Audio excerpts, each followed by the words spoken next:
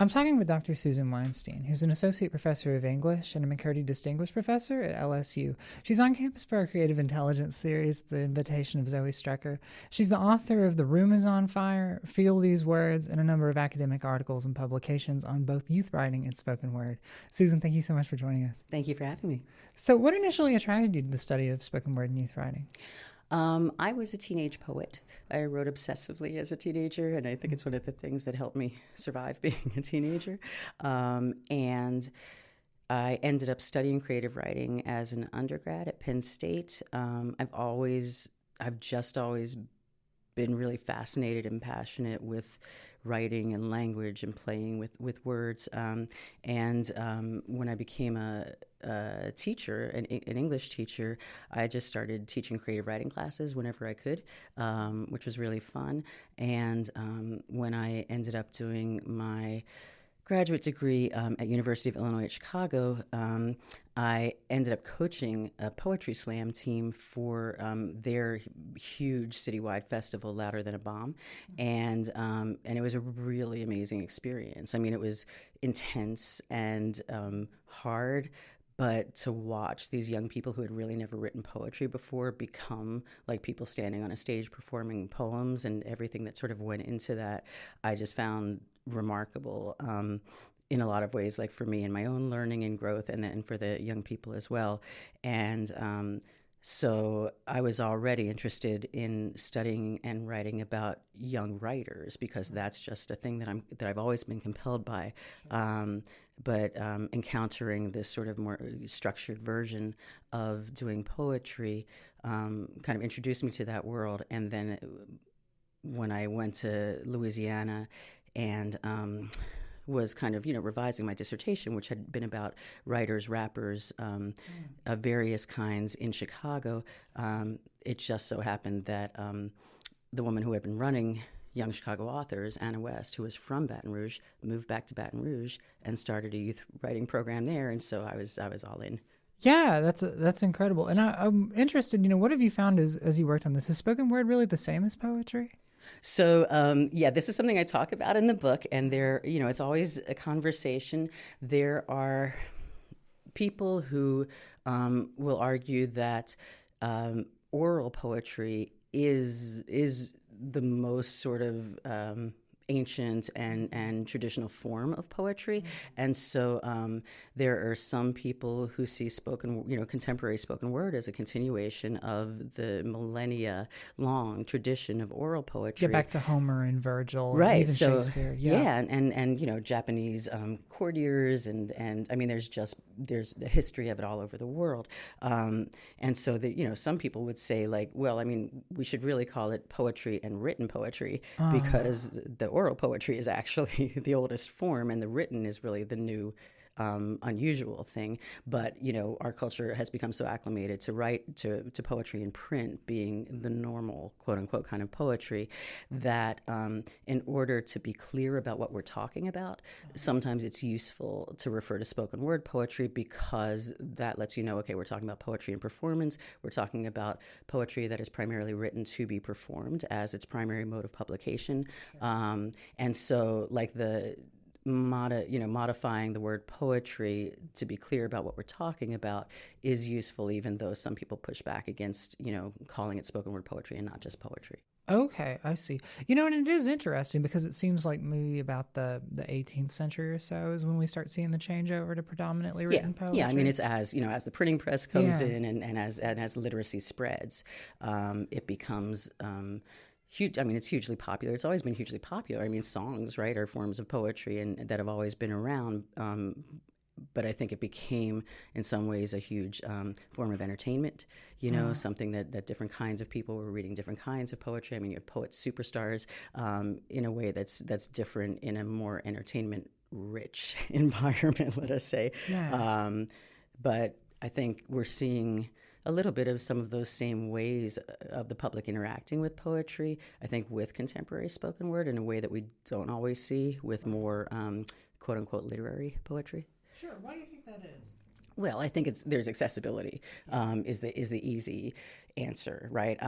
Spoken word poems often seem more straightforward, less complex in terms of the kind of formal and structural stuff that's going on. And the reason for that is because when the audience is receiving the poem in a performance, they can't keep going back and reading it over and over again, right? So, I mean, you simply have to write differently for your audience and for the context of publication, right? And performance is a kind of publication. I also think that poetry that's sometimes referred to as page poetry or literary poetry or academic poetry, I mean, there's a really big range in styles for all of this stuff. But I think my experience is that the way that poetry is taught in schools is not terribly effective in making people actually understand or like poetry. So I'll teach like poetry classes at LSU, and on the first day I'll say, how many of us left high school hating poetry? And everybody will raise their hands, and it's because of the way it's taught, right? We treat it as a riddle, and we're reading these texts that sometimes the language is unfamiliar, the references, the historical context are unfamiliar, but we're trying to just sort of read it as a poem and pretend we understand it. And often there's this sense that there's this one right meaning that you're supposed to guess at, and it just shuts people down. I mean, if you're good at it, like I was good at it, so I liked it, but I can see how many people it shut down because it's not fun. Like if it's not a thing that comes naturally to you, it's like me taking a math class. It's like, why am I doing this? Why are you torturing me with this stuff that I don't understand? So I think part of it is definitely the way that poetry is taught. I think poetry has also become like, art in general, like this thing that we're supposed to look at and appreciate, but not necessarily interact with. So I think, and also, there are kinds of poetry that are simply more esoteric and are not really meant for most audiences. Like they're not even trying to speak to most people, right? I mean, there's conceptual poetry, there's experimental poetry. There are kinds of poetry where it's very hard to just read it without a huge amount of background understanding and knowledge and experience, and be able to get much out of it. And that's fine. Like artists work in different milieus, and there are really interesting things about getting that esoteric with your art. But I also think for me, what's exciting about poetry is the way that it functions to bring people into community with each other and to share stories with each other and to play with language together and all of those sorts of things. So for me, I don't need poems to be like blatantly accessible, but I think there needs to be an invitation. And there's certain kinds of poetry that don't seem to be really reaching out a hand for an invitation. So either you're drawn to it or you're not, but it's not going to help you. Yeah, and I'm sure that you've probably been able to draw insights from this in your teaching work. I mean, you mentioned to me earlier that you had taught in both Bolivia and Chicago. It seems like maybe some of your work has applications for getting outside of kind of the written bias that's sort of endemic to Western culture and getting outside of whiteness, really. Yeah, I mean, listen, I love writing. I've always been a writer, and I really am passionate about writing, and I love working with people on their writing. But I think that part of it's kind of part of the mind-body split, and the idea that poetry is a sort of intellectual exercise that we have to apprehend with our minds. And I think as a culture, like we've completely separated ourselves from the real sense of the centrality of the body. Yeah. In lived experience, period, but certainly in terms of art, right? And so often when art engages the body, it is seen as somehow not as good as art that is purely intellectual or purely conceptual. And this was something, it wasn't until I started seeing spoken word poetry that this even was a thing that entered my mind. Like I was just as not thinking about it as everybody else was. But the performance part, I really think it challenges different parts of you. The idea of thinking about your words in relation to the way your body is moving is pretty compelling. So, I mean, this is the thing. People will look at a spoken word poem and say, well, it's simplistic, right? But they're not paying attention to all the other stuff that's going on. So poets will talk about like 3 texts that are involved with a spoken word poem: the physical text, the vocal text, and the written text, right? So it's what are you doing with your voice? What are you doing with your body? And what are your words, right? And that's just a different, I mean, so it's all poetry, but the concerns are different depending on what kind you're doing. And sometimes people will judge spoken word poetry by the qualities that they expect to find in written poetry, and they're not going to find them because it's a different purpose, it's a different context, and it's a different kind of performance. So I think, yeah, I mean, stuff that engages the body often gets downplayed. Certainly within, I think, more central kind of celebrated literary poetry, there's also long been this conversation about the poet themselves and to what extent they should actually be present in their poetry, to what extent, you know, the poetry should live without sort of a particular identity of the author getting too involved with the writing, which is clearly, again, very different from what we see in performance poetry and in spoken word poetry specifically. It has, you know, spoken word has developed. People do lots of different things with it, but there is certainly a pattern of people writing poems that connect their individual experiences to larger social contexts, right? And kind of trying to make sense of what's happening above in the larger culture and how that plays out in their individual lives. And in order to do that, you need to be present in your poem, right? And you may need to refer to who you are and to some of your identities. And that, again, like, there are some biases against that.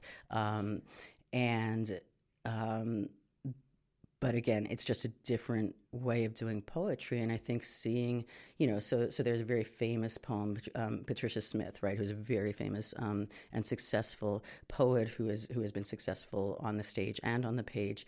She has a poem that came out a long time ago called Skinhead, right? So Patricia Smith is a pretty dark-skinned Black woman, very, you know, kind of short hair, very upright and kind of strong in her voice, and she takes on the persona of a white male skinhead, right? And without her body there and without her voice doing that poem would not mean the same way, and it wouldn't be nearly as affecting. It's the tension between her identity and the identity that she is attempting to understand through the poetry that makes it such a compelling work. And I think to just sort of to dismiss all of that, to dismiss the things that our bodies can do, that our appearances can do in terms of enriching a piece of art. You know, these are tools that we get to play with. Our bodies are tools that we get to play with in terms of our art, and I mean, to not use that, I think, is a bit of a privilege. Right? So I think you don't have to keep announcing and centering your identity if your identities are already centered. Sure. Right? So this is why, I mean, sure, it's fine. If you're an upper middle class, white, straight, cis poet, you don't need to go around announcing that because everyone already assumes it because these are the default identities, right? Mm-hmm. If you're a Black woman, working class, queer, you might need to say, like, hey, I'm here. I'm look at me, I exist, right? And so I think we see this funny thing where poets who have come from more privileged positions historically have tended to say, you know, let's get out of the work's way. Let's not make this about us, you know, but just about our art. And then you have folks from more marginalized situations saying, no, we haven't even gotten a chance to be present. Like, we're not interested in making ourselves absent because we still need to let people know we're here, and we need to, like, our stories aren't out there everywhere, and we're not already benefiting from our identity. So, like, we just have different work to do. Yeah, definitely so. And it sounds like you're saying that you know, it can be just as sophisticated, if not even more so, to do a spoken word performance than really to write a poem down. Absolutely. I mean, I just think, yeah, if all you're looking at are the words on the page, then it's really easy to make some judgments about how, you know, this performance kind of poetry is lacking. But that's not everything that makes up that poetry, and that's what people miss. They're judging apples by the standards of oranges. Well, you know, I did want to ask you too, are there any poets that you're really excited about right now? Anybody who's up and coming? Golly, there's so many people that are really great. I think I work a lot. Like, I advise the poetry club at LSU on campus called Free Verse. I have friends who run, the youth poetry program in Baton Rouge, Forward Arts. So I'm watching a lot of people locally whose work I find really exciting, and whose work really resonates with me, partly because they're writing about experiences that I've been watching and seeing up close. I think, gosh, whenever people ask me about names, I start to blank. I can say a bunch of people. I mean, Joaquin Zuatanejo from Texas.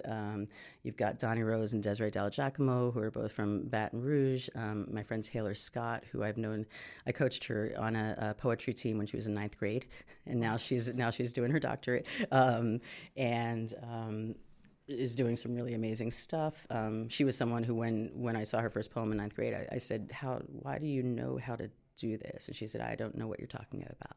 And she didn't, at first, she would come out with these amazing poems, and she couldn't explain what she was trying to do. It just sort of was emerging, and I was like, all right, just keep doing whatever you're doing, because this is working. But yeah, I mean, there's so many people. I mean, I guess what actually comes to mind when you ask me that is some of the things. I was in a bookstore recently, and they had a little section of poetry books, and I was like, oh, that's great. Let's see who's out there. And it was all women, and I was like, oh, this is really cool. Rupi Kaur, is that? Yeah. Ruby Carr was one of them. There were several books by a couple of other authors, and I kind of just opened them up to a random page and was reading and thought, there could be better poetry out here. I mean, there's what sells a lot, what's popular is different from what might be the most exciting stuff going on. I mean, I'm glad that there's poetry selling, but I think every age also has sort of some stuff that's more popular than beloved, sure. let us say, and that's not to slam anybody in particular, but I think the mistake sometimes that people make with spoken word, if they take it at face value, is they think, oh, I just write a bunch of things that happen to me and I've got a spoken word poem, and I think, or I'll just write the thoughts that are in my head and I've got a spoken word poem. And I think what we have to realize is that the great spoken word poets are no less immersed in workshopping, in revising, in getting criticism and really understanding the value of criticism and constantly challenging themselves. That's the same in any kind of poetry. And I think sometimes you see people cheating a little on that stuff. But, that's also, I mean, our culture tends to go for less complex stuff over more complex stuff a lot of the time.